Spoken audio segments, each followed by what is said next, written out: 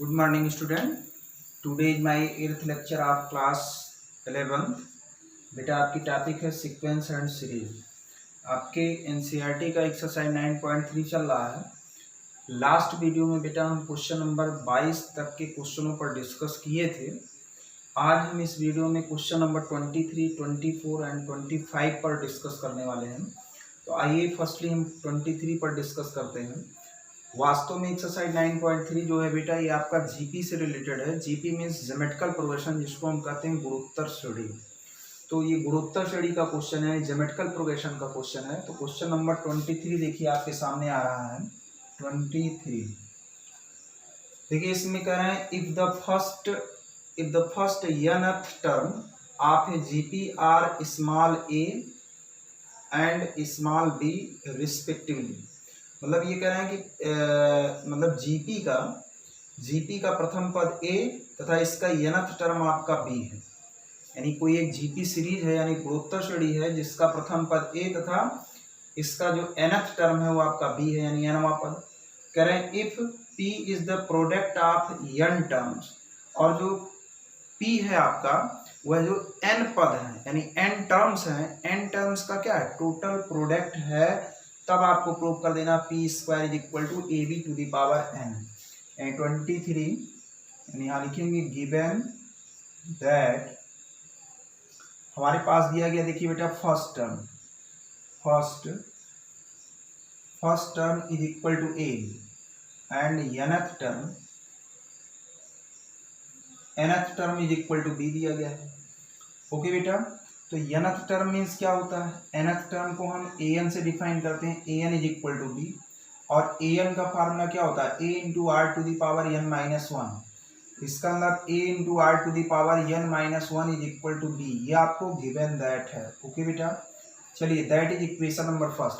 लेकिन सबसे पहले आप यही मानेंगे लेट द कॉमन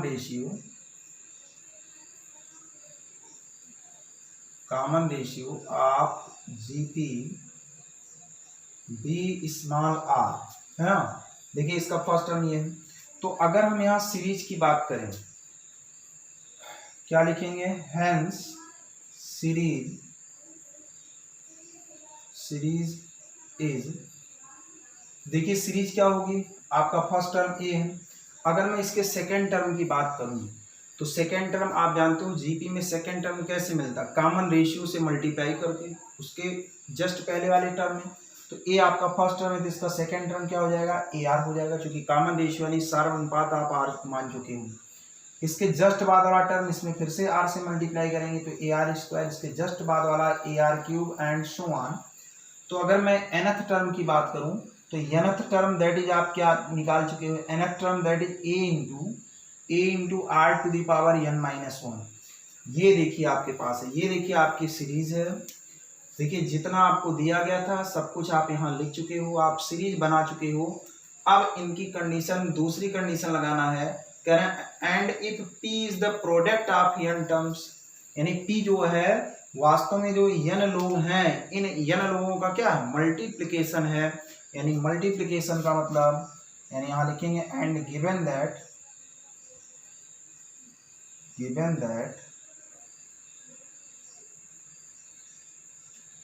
यहाँ लिखेंगे p इज इक्वल टू ये सबका मल्टी, यानी a इंटू कितना ए आर इंटू कितना ए आर स्क्वायर इंटू कितना A are cube and so on a into are to the power n minus 1। यानी हर एक टर्म का क्या मल्टीप्लाई हम कर दिए तो किसके इक्वल है, p के इक्वल है। अब जितने भी a हैं सारे a को हम कलेक्ट करेंगे। तो आप तनिक विचार करिए, देखिए यहाँ a कितनी बार है, देखिए फर्स्ट टर्म में है, सेकेंड टर्म में है, थर्ड टर्म में है, फोर्थ टर्म में, ये आपका nth टर्म है ना। तो इसका मतलब a कितनी बार है, a आपका n बार है। तो जितनी बार है यानी a का मल्टीप्लाई अगर आप 2 बार करते हो तो a स्क्वायर, a का मल्टीप्लाई अगर आप 3 बार करते हो तो a क्यूब, a को अगर 10 बार मल्टीप्लाई करते हो तो a पावर 10। अगर a को हम n बार मल्टीप्लाई करेंगे तो ये आपका a to the power n होगा कि नहीं होगा। चलिए r पर विचार करते हैं। देखिए इधर r पावर 1 है, देखिए इसका पावर 1 है, इसका पावर 2, इसका पावर 3, इसका n माइनस 1 है। तो आप देखिए बेस सबका देखिए इक्वल है, देखिए आर बेस सबका इक्वल है। तो बेस इक्वल होने पर मल्टीप्लाई होने पर पावर्स आपस में जुड़ जाते हैं। तो इसका मतलब 1 + 2 + 3 plus and so on plus इसका मतलब n-1। ओके बेटा, इस बात से तो सभी लोग सहमत होंगे। यानी r को अगर हम मल्टीप्लाई करेंगे तो इसका मतलब इसका पावर क्या हो जाएगा, आपस में ऐड हो जाएगा, क्योंकि देखिए सबका बेस क्या है, r है। ओके, चलिए आगे बढ़ते हैं। यानी आपका p = इतना हो गया, ये a⁴n इंटू, अब तनिक विचार करें, देखिए 1 + 2 + 3 plus and so on plus n-1। ये देखिए आपका समांतर श्रेणी है, जिसको हम अर्थमेटिक प्रोग्रेशन कहते हैं। ये समांतर श्रेणी के n-1 पदों का योगफल है। क्यों समांतर श्रेणी, आप देख रहे हो यहाँ डिफरेंस देखिए, ये इससे एक ज्यादा, इससे एक ज्यादा, यानी आप देख रहे हो हर जगह डिफरेंस इसका इक्वल है। यानी हर जगह डिफरेंस इक्वल होने का मतलब ये कौन सी श्रेणी है, यानी आपकी समांतर श्रेणी, यानी ये आपका अर्थमेटिक प्रोग्रेशन है। तो ऐसे सिचुएशन में अर्थमेटिक प्रोग्रेशन का फार्मूला Sn = n/2, ये आपका 2a + n-1 × d होता है बेटा। फार्मूला आपको बताया जा चुका है। तो इसमें तो ये डिसाइड करना है बेटा a की वैल्यू क्या है, a की वैल्यू आपकी 1 है प्रथम पर। कॉमन डिफरेंस कैसे निकलता है, जिसको हम सार अनुपात कहते हैं, second term minus first term, that is 2 - 1, that is 1। और यहाँ अगर नंबर ऑफ टर्म की अगर मैं बात करूँ, देखिए कैपिटल N से डिफाइन कर रहे हैं, क्योंकि ये देखिए यहाँ n आ गया है इसलिए धोखा होगा, तो इसलिए हम इसको कैपिटल N से डिफाइन कर रहे हैं। तो नंबर ऑफ टर्म की अगर बात करें तो ये देखिए यहाँ से लेकर यहाँ पदों की संख्या n-1 होगी। देखिए बेटा, यहाँ से लेकर यहाँ तक आपका n लोग थे, यहाँ से लेकर a को कलेक्ट करते हुए, बताओ इसमें इस वाले टर्म में तो आपका r ही नहीं है, तो इसका मतलब एक पद आपका कम नहीं हो गया भाई। इसे यहाँ से यहाँ तक 10 लोग हैं, तो ये पद हटा दिया गया, तो यहाँ से यहाँ तक कितने लोग बचे, 10 - 1 का मतलब कितना, 9 ही लोग तो बचे। तो इसका मतलब r का कलेक्शन सेकेंड टर्म से हो रहा, फर्स्ट टर्म में है ये नहीं है। तो इसका मतलब फर्स्ट टर्म से लेकर पूरा ये आपका n लोग थे। इसका मतलब एक टर्म यहाँ से हट गया, तो इसका मतलब यहाँ से पदों की संख्या कितनी हो जाएगी, n-1।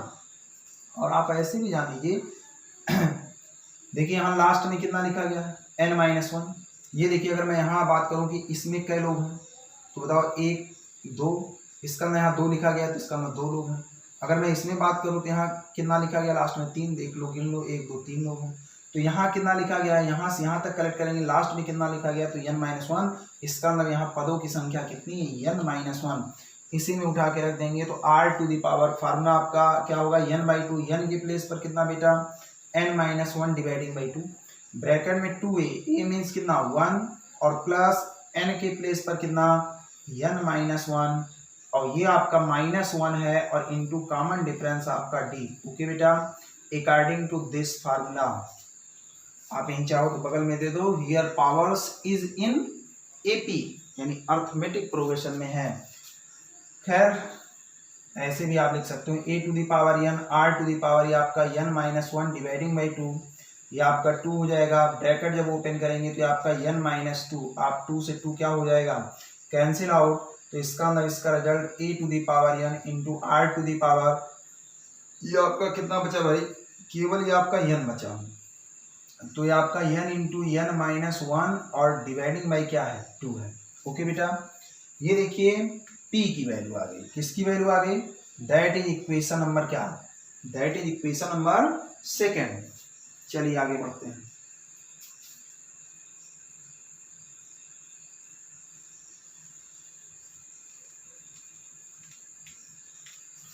अब देखिए तनिक आप अपने टारगेट पर ध्यान दीजिए, आपको क्या प्रूव करना है, हमको प्रूव करना है, prove that p² = ab⁴n।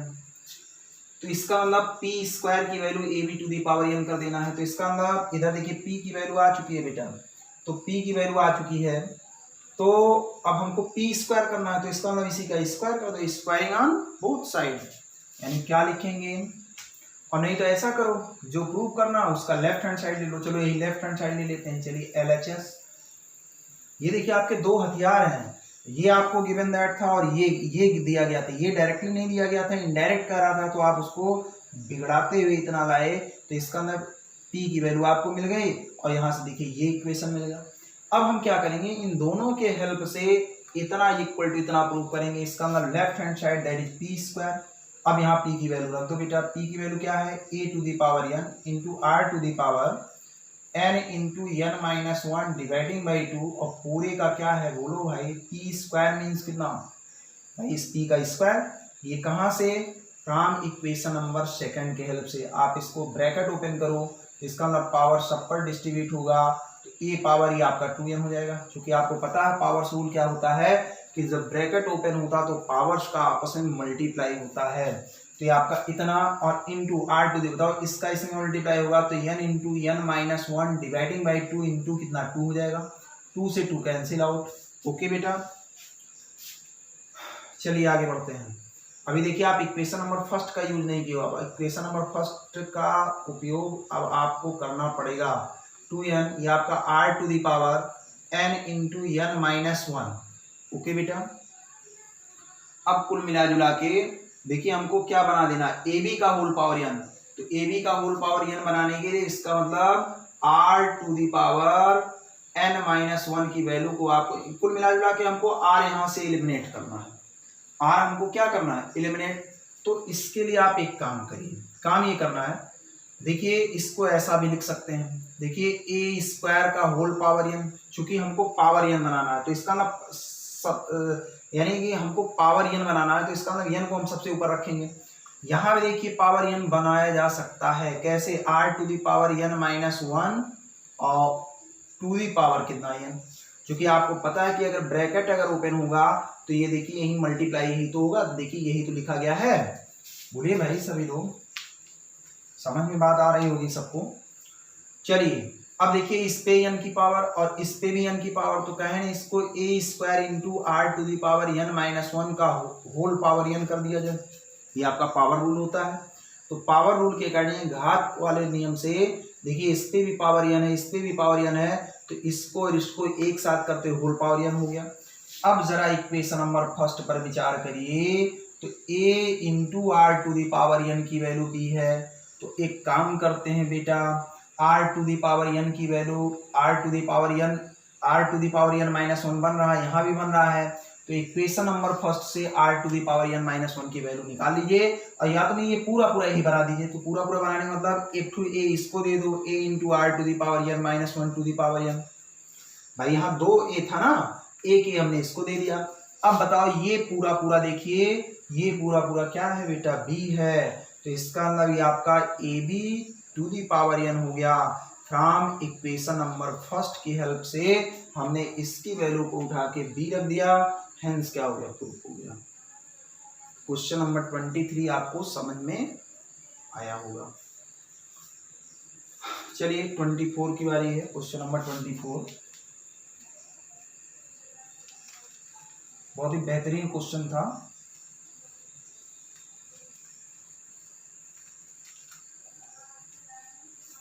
Question number 24 देखते हैं। 24 कह रहा है so that the ratio of the sum of first n term. इसका मतलब आपको अनुपात निकालना है, यानी sum of first n term यानी प्रथम से लेकर n पदों के योगफल ऑफ जीपी, मतलब एक गुणोत्तर श्रेणी के प्रथम से लेकर n पदों के योगफल तथा फिर देखिए लास्ट में कह रहे हैं to the sum of the term from n plus oneth to 2n plus oneth term is इतना। यानी वास्तव में आपको एक सीरीज दिया गया है और उसमें आपसे ये कर, देखिए हम इस क्वेश्चन को हिंदी में आपके सामने रख रहे हैं, हिंदी में समझा दे रहे हैं। देखिए गुणोत्तर श्रेणी दिया गया है, तो गुणोत्तर श्रेणी में उस सीरीज को इन्होंने दो भागों में डिवाइड किया है। ये कह रहा है प्रथम n पदों का योगफल तथा, मतलब जो प्रथम 1 से लेकर n पदों का योगफल तथा उसके जस्ट बाद, तो n पद के बाद कौन सा पद आएगा, n प्लस वनवां पद आएगा। तो कह रहे हैं उसके जस्ट बाद यानी n प्लस वनथ टर्म यानी n प्लस वनवां पद से लेकर 2n पदों का योग, उन दोनों का अनुपात आपको 1/r to the power n कर देना है। तो इसका मतलब आप यही मानेंगे let the first term of GP B small a and common ratio small are, है ना। अब देखिए ये कह रहे हैं फर्स्ट n टर्म का टोटल सम, तो यहाँ लिखेंगे द सम ऑफ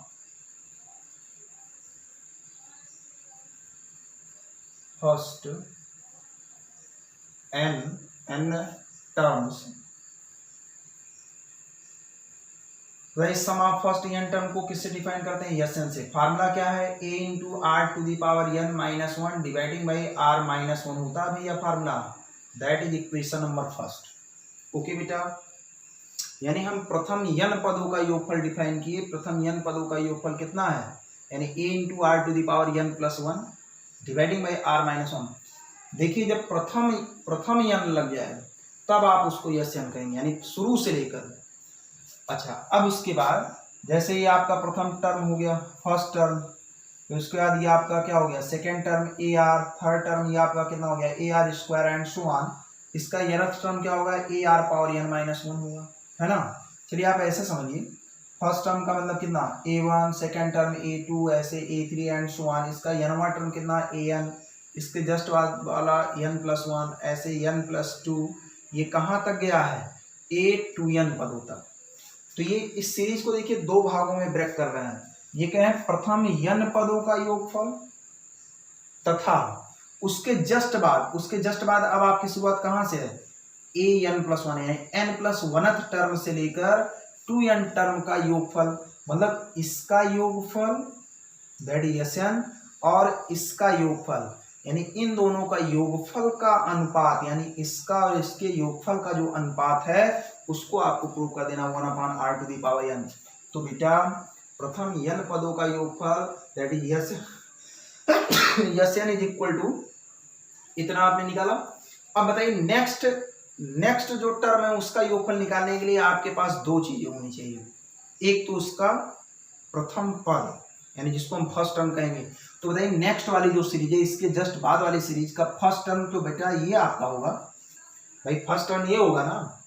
और जब सीरीज आपकी एक ही है तो पूरे सीरीज के दौरान आपका कॉमन रेशियो क्या होता है, एक ही होता है। क्योंकि अगर आपके पास एक ही सीरीज है तो ऐसे सिचुएशन में हर जगह कॉमन रेशियो क्या होता है, बराबर, जिसको हम सार अनुपात कहते हैं। हर जगह सार अनुपात बराबर, तो सार अनुपात तो सबके लिए वही होगा, आर ही होगा। बस केवल इसमें इंटरचेंज क्या होगा, इसका फर्स्ट टर्म, यानी यहाँ से लेकर और यहाँ तक में इसका first term that is a1 होगा। a1 मीन्स आप इसको a कह चुके हैं। अब इसके जस्ट बाद अब यहाँ से शुरू हो रहा, तो इसका मतलब इसका फर्स्ट टर्म जो होगा बेटा क्या होगा, an प्लस वन होगा। तो अब क्या लिखेंगे, the sum of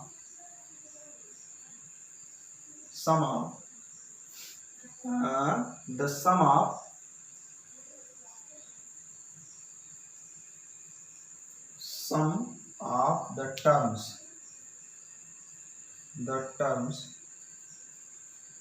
from n plus 1th to 2n plus nth is equal to. देखिए इसका सम, चलिए इसके सम को हमने चलिए यस से डिफाइन कर दिया है ना बेटा। तो यस से हमने डिफाइन कर दिया। अब इसमें आपको ये देखना कि इसमें पदों की संख्या कितनी होगी, ठीक है, नंबर ऑफ टर्म कितने होंगे। बताओ यहाँ से लेकर और यहाँ तक टोटल कितने लोग थे, 2n लोग थे। यहाँ से लेकर यहाँ तक 2n लोग थे और ये कितने लोग हैं, n लोग। तो n लोगों को हटा दिया गया, यानी 2n में से n को हटा दिया गया, तो नंबर ऑफ टर्म कितने बचेंगे, n तो बचेंगे। तो यानी इसमें भी n लोग होंगे, बस इसका योगफल कुछ दूसरा होगा, इसलिए हमने इसको डैश से डिफाइन कर दिया। ओके बेटा, यानी इसका सम कुछ दूसरा होगा। अरे भाई कह दें कि यहाँ से लेकर यहाँ तक 50 लोग हैं, यहाँ से लेकर यहाँ तक 50 लोग हैं, और कह दें कि और यहाँ से लेकर यहाँ तक 25 लोग हैं। तो अब बताइए यहाँ ये 25 लोगों को हटा दिया गया तो कितने बचे हैं भाई, पूरे 50 में 25 को हटाएंगे तो इसका मतलब 50 में 25 बराबर 25 से तो बचेंगे। या पूरे 50 लोग हैं, मानिए 10 लोगों को हटा दिया गया तो 50 माइनस 10 बराबर कितना, 40 से तो बचेंगे। तो इसका मतलब इसमें नंबर ऑफ टर्म कितने होंगे, इसमें भी नंबर ऑफ टर्म कितना होगा, n होगा। तो यहाँ क्या लिखेंगे, Sn is equal to formula a। अब इसका प्रथम पद a नहीं होगा बल्कि ये इसका फर्स्ट टर्म होगा। तो चलिए हमने इसको a डैश से डिफाइन कर दिया। कॉमन रेशियो आपका, कॉमन रेशियो में कोई इफेक्ट नहीं पड़ेगा, कॉमन रेशियो आपका वही रहेगा। नंबर ऑफ टर्म आप यहाँ डिसाइड कर ही चुके हो कितना, n। तो power n -1 dividing by r -1। Okay बेटा, अब यहाँ हम a डैश की वैल्यू रख देंगे। a डैश मीन्स कितना, an+1। इसका फर्स्ट टर्म आपका यही तो है, an+1। तो ये आपका कितना हो जाएगा, r⁻n−1 dividing by r-1। Okay बेटा, अब अगर हम आपसे कह दें an+1 निकालने के लिए, तो यहाँ देखिए आपके पास फार्मूला क्या होता है, an का फार्मूला होता है कितना, a × r⁻n−1 होता है। तो हमको an+1 चाहिए, तो an+1 निकालने के लिए इसी फार्मूले में n के प्लेस पर क्या बैठाया जाए, n+1। तो ये आपका हो जाएगा a × r⁻n+1 ये इससे cancel out, that is a × r⁻n। तो इसका अंदर an+1 की वैल्यू क्या हो जाएगी, a × r⁻n−1 dividing by r-1। ये आपका इक्वेशन नंबर फर्स्ट, ये आपका इक्वेशन नंबर सेकेंड। अब आपको इसका क्या डिफाइन कर देना, रेशियो। तो आइए, रेशियो का मतलब क्या, डिवाइड करना। हेंस Sn इज टू कितना, Sn dash is equal to Sn dividing by कितना, Sn डैश। तो Sn की वैल्यू क्या आई है, a × r⁻n−1 dividing by r-1। हमेशा इक्वल का साइन मेन डिवाइड के सामने रखिए। ये आपका कितना आया, a × r⁻n, ये आपका r⁻n−1 डिवाइडिंग बाई r-1। ये देखिए मिडिल वाला टर्म लास्ट से कैंसिल, ये इससे कैंसिल हो गया, a से a कैंसिल, क्या रिजल्ट आया, 1/r⁻n। हेंस क्या हो गया, प्रूफ। लेकिन आप इसको यहाँ से थोड़ा सा यहाँ लिख देंगे, हियर द, ये आपका Sn है, ये आपका Sn dash. Here the first term in next in second series, second series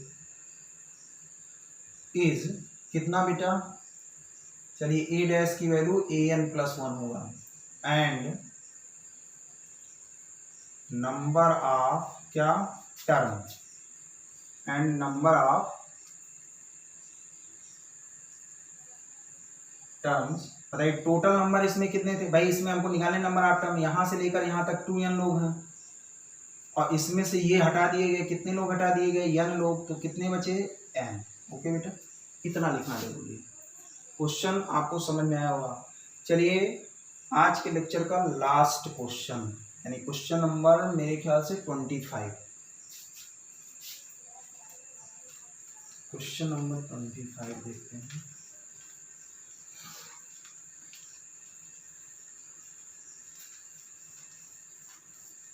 चलिए क्वेश्चन नंबर 25 आपके सामने है। कह रहे हैं if a b c and d are in GP, if a b c d are in GP, तब आपको ये प्रूव करना है इतना इज इक्वल टू, तो ये तो प्रूफ हो जाएगा, परेशान होने की जरूरत नहीं। तो आप ही मान लेंगे, लेट द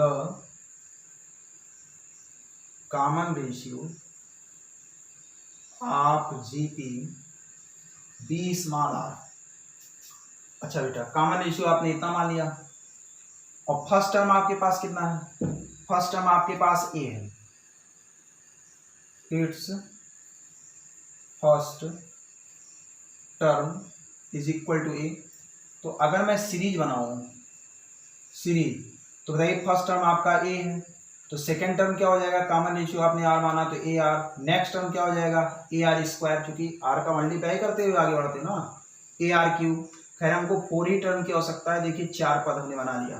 तो इसका अंदर नहीं समझ में आया, हमने अपने तरफ से माना कि जीपी का क्या है, जीपी का सार अनुपात जो है बेटा आर है, और इसका फर्स्ट टर्म आपके पास है, यानी फर्स्ट टर्म ए आपके पास है, बाकी और भी 3 टर्म दिए गए, उससे कोई मतलब नहीं है। तो बाकी नेक्स्ट जो 3 टर्म है हम अपने मेथड से निकालेंगे, यानी जीपी की डिफिनीशन से निकालेंगे, यानी जीपी की परिभाषा से, यानी गुणोत्तर श्रेणी की परिभाषा से निकालेंगे। तो अगर प्रथम पद ए है और सार अनुपात इसका आर है, यानी फर्स्ट टर्म आपका ए है एंड कॉमन रेशियो आपका आर है, तो अगर हम इसके जस्ट बाद वाले टर्म लिखना चाहें तो रूल क्या होता है जीपी का बेटा, इसके नेक्स्ट बाद वाला टर्म कैसे मिलता है, आर का मल्टीप्लाई करते हुए ए आर। फिर इसमें आर का मल्टीप्लाई ए आर स्क्वायर, फिर इसमें ए आर क्यूब। अगर और भी जरूरत पड़ती तो मैं और भी लिखता, लेकिन हमको केवल 4 ही लोगों की आवश्यकता है, तो 4 लोग हम बना लिए। अब यहाँ से हम कंपेयर करवा लेंगे। यहाँ लिखेंगे हियर गिवन दैट, आपको देखिए दिया गया है, देखो इसका सेकेंड टर्म आपके पास बी है और इसका सेकेंड टर्म क्या है a r. C is equal to third term कितना है, that is a r square. Fourth term कितना है, that is a are cube, और ए आपका इटसेल्फ ए ही है। इससे आपका फायदा क्या हुआ, फायदा ये हुआ कि जो यहाँ 4 वेरिएबल आपको दिख रहे थे, देखिए ए बी सी डी, ये देखिए आपके पास 4 चर थे, यानी 4 वेरिएबल थे, तो उस 4 वेरिएबल को आपने सबको सिंगल वेरिएबल में कन्वर्ट कर दिया, यानी केवल उसको एक चर में आपने कन्वर्ट कर दिया। किसमें, ए में। देखिए बी का भी चेहरा ए के फॉर्म में, सी का भी चेहरा ए के फॉर्म में, और डी का भी चेहरा आपने ए के फॉर्म में कर दिया। तो ये आपका फायदा हुआ। अब देखिए आपके पास ए बी सी डी की वैल्यू है। अब आपको जो प्रूव करना आप उसको लेके चलिए। हमको प्रूव क्या करना है, prove that a square plus b square plus c square और into b square plus c square plus d square is equal to A b plus b c plus कितना सी डी आप whole square. चलिए आप इसका left hand side ले लीजिए, L H S, ये आपका a square B square C square, ये आपका बी स्क्वायर सी स्क्वायर प्लस डी स्क्वायर, सारी वैल्यूओं को रख दीजिए। तो ए तो आपका ए ही है, बी की वैल्यू क्या है बेटा, दैट इज ए आर का होल स्क्वायर, सी की वैल्यू क्या है, सी ए आर स्क्वायर आप होल स्क्वायर। चलिए डी की वैल्यू क्या है, दैट इज आपका ए आर आप होल स्क्वायर, सी की वैल्यू क्या है, ये आपका ए आर स्क्वायर आप होल स्क्वायर। ओके बेटा, चलिए आगे बढ़ते हैं। हाँ, और क्या है, प्लस डी, डी की वैल्यू क्या है, ए आर क्यूब और आप होल स्क्वायर, चूंकि डी का स्क्वायर है। इसको एक काम करते हैं, इसको एक इक्वेशन दे देते हैं, यहाँ लिख देंगे फ्रॉम कहाँ से, फर्स्ट से। इसको सिंप्लीफाई करिए, तो सिंप्लीफाई करेंगे ए स्क्वायर, ये आपका ए स्क्वायर आर स्क्वायर, ये आपका a square r power 4, next bracket में a square r square plus a square r to the power 4 plus ये आपका a square r to the power 3 दूनी कितना 6 हो जाएगा, है ना। चलिए सिंप्लीफाई करिए। आप यहाँ देख रहे हो ए स्क्वायर कॉमन है, इन फर्स्ट ब्रैकेट में ए स्क्वायर बाहर, तो ये बचा 1 plus r square plus r power 4। Next bracket में भी आप देख रहे हो ए स्क्वायर बाहर है, ए स्क्वायर का है, यहाँ देख रहे हो ए स्क्वायर आर स्क्वायर बाहर है, तो आप यहाँ से ए स्क्वायर आर स्क्वायर बाहर कर लो, तो बाहर पे किए तो यहाँ बचा कितना 1 प्लस कितना 1 प्लस ए स्क्वायर बाहर हो गया आर स्क्वायर, तो आपका आर स्क्वायर बचा, आर स्क्वायर बाहर हो गया तो आर पावर 4 बचा। और आप देख रहे हो ये दोनों देखिए सेम है, a square into a square that is a power 4 r square और 1 plus r square plus r to the power 4 आप होल स्क्वायर। इस बात से आप लोग सहमत हैं कि नहीं है, बोले भाई। ये आपका इतना होगा। अब देखिए यहाँ देखिए 2 तरीके हैं इसकी प्रूफ करने के। या तो आप एक्स्ट्रा अगर दिमाग लगाना चाहते हैं तो यही प्रूफ हो जाएगा, यही सेट हो जाएगा, ये इतना पूरा पोर्शन कहाँ गया, ये पूरा पोर्शन। अगर आप यहीं से इसको सेट करना चाहते हैं तो तब आपको एक्स्ट्रा दिमाग लगाना पड़ेगा। ओके बेटा। और दूसरा तरीका क्या है, दूसरा तरीका ये है कि जो आसान तरीका है, बिना सोचे बहुत ज़्यादा दिमाग की आवश्यकता नहीं है, बहुत ज़्यादा दिमाग नहीं खर्च करना है, तो वो वाला तरीका आपका क्या है, आप यहीं एक इक्वेशन मान लीजिए दैट इज इक्वेशन नंबर 2, और एक काम करिए इसका राइट हैंड साइड भी उठा लीजिए। तो राइट हैंड साइड आपका क्या है, ये आपका ए b plus b c plus कितना सी डी। अब इसमें भी आप ए बी सी की वैल्यू रख दीजिए और इसको सॉल्व करते हुए खट से एक प्रूफ हो जाएगा। तो ये आपका आसान तरीका है। बाकी मैं यहाँ से भी सेट कर सकता हूँ, अभी वो भी मेथड में बता दे रहा हूँ। तो यहाँ ए की वैल्यू तो ए है, बी की वैल्यू क्या है बेटा ए आर, डी की वैल्यू ए आर, सी की वैल्यू क्या है ए आर स्क्वायर, सी की वैल्यू ए आर स्क्वायर, डी की वैल्यू क्या है ए आर क्यूब। ये कहाँ से, फ्रॉम फर्स्ट से। आप इसको सिंप्लीफाई करिए, ये आपका ए स्क्वायर आर, ये आपका ए स्क्वायर आर क्यूब, ये आपका a square r to the power 5। अब जब हम इसको जब सिंप्लीफाई करेंगे तो ये कितना बनेगा भाई, आप यहाँ देख रहे हो ए स्क्वायर आर बाहर है, तो ये आपका बना हुआ, ये आपका आर स्क्वायर, सॉरी ये होल स्क्वायर चल रहा, क्या right hand side whole square है, देखो भूल गया, तो ये होल स्क्वायर चल रहा है ना, तो होल स्क्वायर तो अपना बना ही रहेगा। तो आप यहाँ देख रहे हो ए स्क्वायर आर देखिए बाहर है, तो एक बड़ा सा ब्रैकेट। तो ए स्क्वायर आर अगर आप बाहर करेंगे तो यहाँ बना कितना 1 plus r square plus r, क्योंकि एक घात निकाले तो आर पावर 4, और पूरे का क्या चल रहा होल स्क्वायर। भाई चूंकि पूरे का होल स्क्वायर है तो अगर पूरा बाहर करिए, अगर ये पूरा बाहर करिए तो स्क्वायर लगा के करिए। तो हमने यहाँ से ए स्क्वायर आर बाहर कर लिया, लेकिन पावर लगा है तो इसलिए कि करली ब्रैकेट भी यूज कर लिया। सारे ब्रैकेट ओपन कर दीजिए तो यहाँ पर देखिए a power 4 r square 1 plus r square plus r power 4 आप whole square, that is equation number 3। आप देख रहे हो लेफ्ट हैंड साइड आपने उठाया तब भी इतना आया, और राइट हैंड साइड आपने उठाया तब भी इतना आया। Hence from equation number 2 and 3 we get LHS is equal to कितना RHS।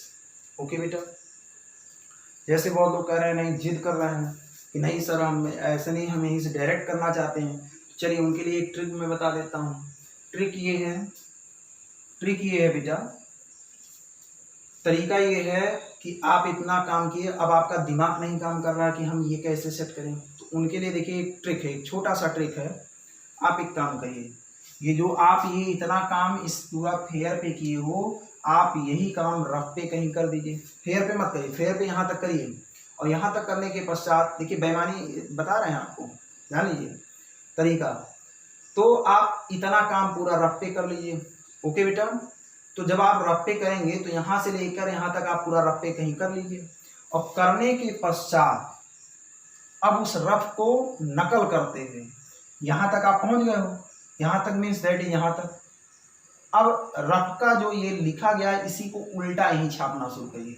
इसके जस्ट पहले ये आया तभी तो ये आया, भाई ये चीज़ रफ पे है, बस ये नकल करना शुरू करिए। अब इसके जस्ट पहले क्या है, इसके जस्ट पहले ये वाला स्टेप यहाँ छापिए, इसके जस्ट पहले ये वाला स्टेप यहाँ छापिए, इसके नीचे, इसके जस्ट पहले ये वाला स्टेप फिर नीचे छापिए, और इसके नीचे फिर जस्ट ये स्टेप, हेंस क्या हो जाएगा, प्रूफ हो जाएगा। तो ये तो हुआ नकल करना, है ना, और नकल तभी कर सकते हैं जब आपके पास अकल होगी। तो इस तरीके से आपका 25 क्वेश्चन समाप्त हुआ। बाकी आज के लेक्चर में अगर किसी प्रकार की कोई समस्या होगी तो आप कमेंट के माध्यम से हमको ज़रूर बताइएगा, और हम आपके समस्या का समाधान करने का प्रयास करेंगे। ओके बेटा।